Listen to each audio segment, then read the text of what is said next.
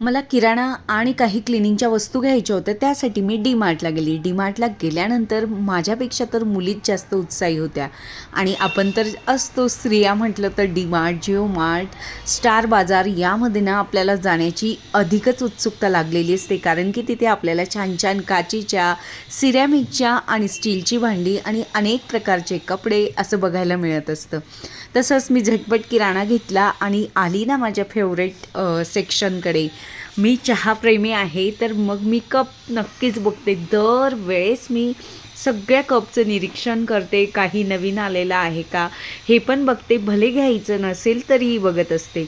तशाच इथे 69 रुपीज मध्ये काचेच्या बरण्या होत्या. हे कप तर मला इतके आवडलेले, मग घेतले ना मी 3 कप घेतलेले. 39 रुपीजचा एक कप होता, तसा स्वस्तच होता.